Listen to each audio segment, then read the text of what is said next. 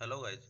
पिछले वीडियोस में हमने पढ़ा था कि टाइम रिस्पॉन्स क्या होता है, टाइम रिस्पॉन्स स्पेसिफिकेशन क्या होता है, स्टेबिलिटी ऑफ सिस्टम क्या होता है, steady state errors, dynamic error constant, Routh theory की सहायता से स्टेबिलिटी कैसे चेक करते हैं, ये सब हमने पढ़ा था। आज हम इन सब पे बेस्ड कुछ मल्टीपल चॉइस क्वेश्चन देखेंगे। जैसे आपका पहला क्वेश्चन है, कुछ प्रणालियों के लिए अभिलक्षण समीकरणों के मूल नीचे दिए गए हैं, कौन सी प्रणाली स्थायित्व में नहीं है। अर्थात आपको कह रहा है कि करेक्टरिस्टिक इक्वेशन के आपको रूट्स दिए हुए हैं, तो आपको चेक करना है कि कौन सा स्टेबल और कौन सा अनस्टेबल है। तो आपको पता है करेक्टरिस्टिक इक्वेशन के रूट्स यदि लेफ्ट हाफ में लाई करते हो तो स्टेबल होगा, राइट हाफ में एक भी पोल या जीरो लाई करता हो तो आपका अनस्टेबल होगा, और इमेजिनरी एक्सिस पे है तो मार्जिनली स्टेबल होगा। तो हम चेक करते हैं। तो चेक करने के लिए देखो, पहला ऑप्शन आपका माइनस का वन प्लस का जे, तो ये कहीं ना कहीं कॉम्प्लेक्स पोल है तो यहाँ पर होगा, तो ये क्या होगा आपका स्टेबल। दूसरा माइनस वन माइनस जे, तो ये नीचे की तरफ माइनस वन यहाँ पर और माइनस टू यहाँ पर, तो ये भी क्या होगा स्टेबल। तीसरा है माइनस वन प्लस वन, तो तीसरे के लिए जब आप बनाओगे एस प्लेन में तो माइनस वन कहीं यहाँ पे होगा और प्लस वन कहीं यहाँ पे होगा, तो एक जो रूट है वो आपका किधर है, आर एच एस में, राइट हैंड साइड में, तो आपका ये सिस्टम क्या होगा अनस्टेबल। तो इसका आंसर आपका क्या हो जाएगा सी। नेक्स्ट क्वेश्चन देखते हैं। नेक्स्ट क्वेश्चन आपका किसी इकाई फलन का लाप्लास रूपांतरण क्या होगा। यानी आपको यूनिट फंक्शन दे रखा R T equal to one, तो आपको पूछ रहा है इसका लाप्लास क्या होगा।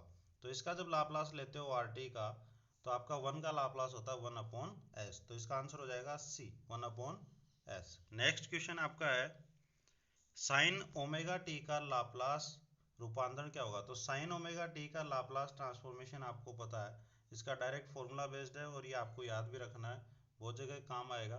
तो इसका होता है omega divide by S square plus का ओमेगा स्क्वायर, तो इसका आंसर हो जाएगा आपका sorry A omega divide by S square plus omega square.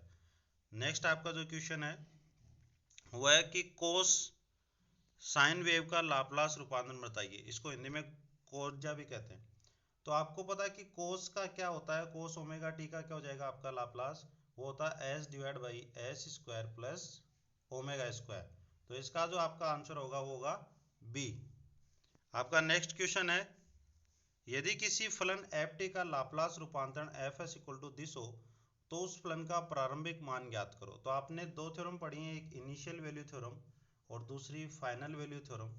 तो इनिशियल वैल्यू थ्योरम क्या होती है आपकी, limit S tends to infinity into F S. तो आप क्या करोगे इस फंक्शन में, जैसे ही ये लिमिट्स अप्लाई करोगे तो यहाँ पर आप ऑलरेडी एस को कॉमन ले लोगे, तो एस कॉमन लोगे तो ऊपर से आएगा फोर इंटू एस, नीचे से एस कॉमन लिया तो यहाँ से बच गया S square plus two S plus का नाइन प्लस का सिक्स बाई एस, तो एक ऐसे एक कैंसिल आउट हो जाएगा। यहाँ पे जैसे एस की वैल्यू रखोगे इन्फिनिटी, तो इन्फिनिटी रखोगे तो आपको पता है कि नीचे अगर इन्फिनिटी आ रहा है और उसके प्लस में कुछ भी आ रहा है तो सारा सारा क्या होगा इन्फिनिटी, और वन अपॉन इन्फिनिटी होगा तो वो क्या हो जाएगा जीरो, तो इसका आंसर क्या हो जाएगा आपका ए, जीरो। नेक्स्ट आपका क्वेश्चन है one upon S into S plus to का इनवर्स लाप्लास क्या होगा। तो आपको इनवर्स लाप्लास निकालना है, तो सबसे पहले तो इसका आप पार्शियल फ्रैक्शन करोगे जो हो जाएगा आपका a divide by S plus B divide by S plus two. यहाँ से a और b की वैल्यू जब निकालोगे तो आपका आ जाएगा a into S plus two plus का b into S equal to one. तो अब यहाँ पे आप एक बार एक को जीरो करोगे, दूसरी बार दूसरे को जीरो करोगे, पहले इसको जीरो करता हूँ तो एस की वैल्यू रखोगे जीरो, तो ये हो जाएगा जीरो, ये हो जाएगा जीरो प्लस टू, तो यहाँ से टू ए इक्वल टू आएगा आपका वन, तो ए की वैल्यू आ गई आपकी वन बाई टू, तो यहाँ से आपकी ए की वैल्यू तो आ गई वन बाई टू।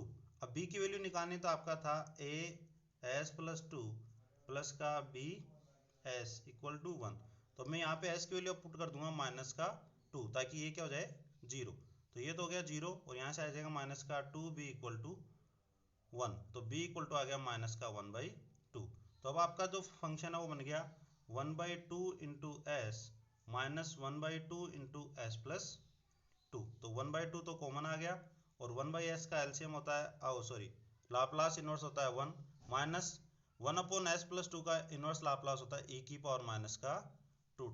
तो आपका इसका आंसर हो जाएगा ए 1/2 इंटू 1 - e⁻²t।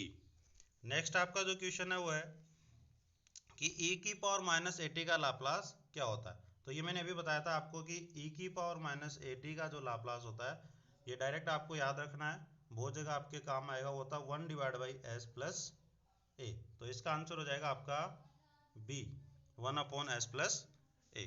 नेक्स्ट आपका क्वेश्चन है अवमंदित ज्या तरंग e⁻−ωt ज्या ωt के लाप्लास रूपांतरण का प्रतिलोम है। तो आपको क्या पूछा है कि e⁻−ωt into sine ωt, ωt को ज्या भी बोलते हैं साइन को, का इनवर्स लाप्लास आपको निकालना है। तो इसका जब लाप्लास निकालोगे तो आपको साइन ωt का पता कितना होता है, ω/s²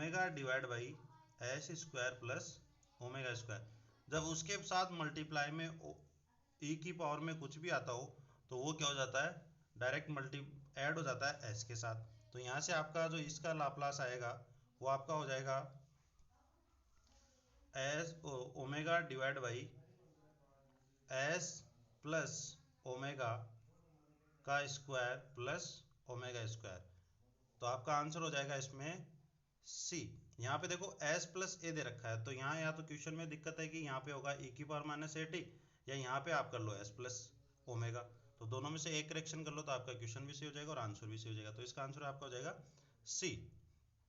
नेक्स्ट आपका क्वेश्चन है कि 1/s+3 के लाप्लास रूपांतरण का प्रतिलोम। तो आपको इनवर्स लाप्लास बताना है। तो अभी मैंने बताया था कि e⁻−at का लाप्लास क्या होता है 1/s+a। अब a यहाँ पे क्या है, a की वैल्यू 3 आ गई तो हो जाएगा e⁻3t। तो इसका इनवर्स लाप्लास हो गया e⁻3t। तो आपका आंसर हो गया a।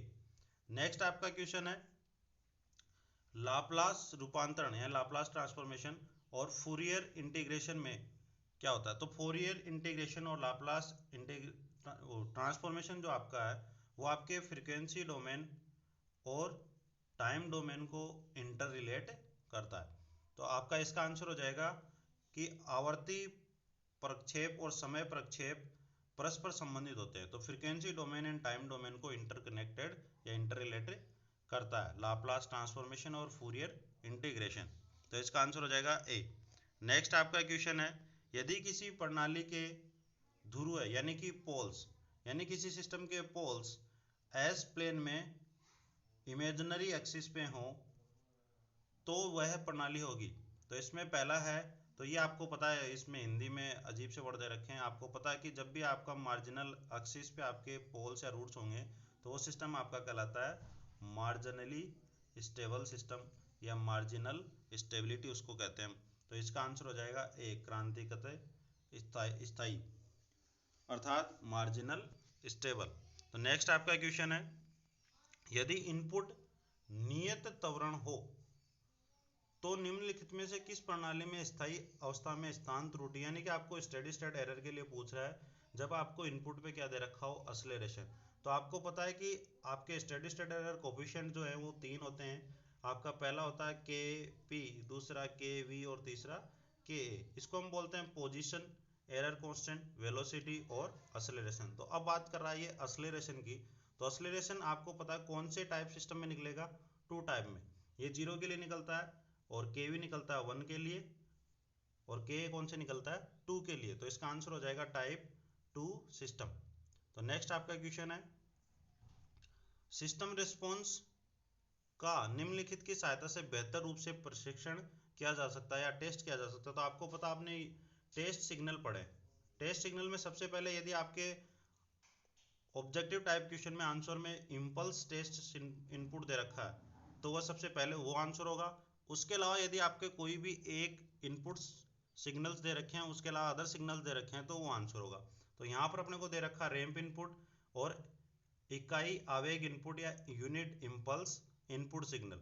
तो इसका आंसर हो जाएगा B input impulse signal. Next आपका है टाइप 1 प्रणाली के लिए स्थायी दशा त्वरण त्रुटि होगी। मतलब आपके पास टाइप 1 सिस्टम दे रखा है और पूछ रहा है कि जो आपका Kp होगा उसकी वैल्यू इस कंडीशन में क्या आएगी। तो उस कंडीशन में Kp की वैल्यू क्या आती है, इन्फिनिटी। तो इसका आंसर होगा डी। नेक्स्ट आपका क्वेश्चन है, निम्नलिखित में से किसके द्वारा सिस्टम प्रतिक्रिया का बेहतर प्रशिक्षण किया जा सकता है। तो जैसा अभी पहले क्वेश्चन आया था सेम उसी तरह, तो आप देख लीजिए इसमें कौन सा है, रैंप इनपुट सिग्नल, दूसरा चरघातांकीय, तीसरा यूनिट आवेग इनपुट और चौथा है साइनोसॉइडल। तो इसका आंसर क्या हो जाएगा, C, impulse in unit impulse input signal. तो नेक्स्ट क्वेश्चन आपका जो है वो है, प्रारंभिक प्रतिक्रिया में जब आउटपुट इनपुट के बराबर नहीं होता तो क्या कहलाता है। जब आपका रेस्पॉन्स आ रहा हो सिस्टम का, तो इनिशियल कंडीशन में जब आपका आउटपुट इनपुट के बराबर नहीं होता हो तो उसको हम कहते हैं ट्रांजिएंट रेस्पॉन्स, जिसको हिंदी में कहते हैं क्षणिक प्रतिक्रिया। तो इसका आंसर आपका हो जाएगा ए। नेक्स्ट क्वेश्चन आपका है कि निर्दिष्ट किए हुए इनपुट सिग्नल्स के लिए स्थैतिक त्रुटि गुणांक का उपयोग क्लोज लूप सिस्टम की प्रभावशीलता को मापने में किया जाता है। तो ये आपको पूछा है कि आपके जो स्टेडी स्टेट एरर कांस्टेंट होते हैं वो कौन कौन से होते हैं, जिससे आप क्लोज लूप की इफेक्टनेस को आप कैलकुलेट करते हो। तो वो आपका है, ये तीनों हो जाएंगे। आपने पोजीशन एरर निकाला है के पी, वेलोसिटी एरर कांस्टेंट निकाला है के वी, और आपका ने एक्सेलरेशन एरर कांस्टेंट निकाला है के ए। तो इसका आंसर हो जाएगा आपका डी, उपरोक्त सभी। नेक्स्ट आपका क्वेश्चन है कि आवर्ती और समय प्रांत में किस माध्यम से जुड़े होते हैं, यानी कि आपके फ्रीक्वेंसी डोमेन और टाइम डोमेन किसकी सहायता से जुड़े होते हैं। तो मैंने अभी बताया था आपको, लाप्लास ट्रांसफॉर्मेशन और फोरियर इंटीग्रल की सहायता से। तो इसका आंसर हो जाएगा आपका ए और डी, दोनों होंगे इसके, क्योंकि सेम ऑप्शन ही उसने बार बार दिए। तो ये आपका आंसर, तो ये आपके मल्टीपल चॉइस क्वेश्चन थे जो टाइम रिस्पॉन्स पे बेस्ड है। तो आज के लिए इतना ही। अगले वीडियो में हम फिर से कुछ मल्टीपल चॉइस क्वेश्चंस करेंगे बेस्ड ऑन टाइम रिस्पॉन्स। तो आज के लिए धन्यवाद।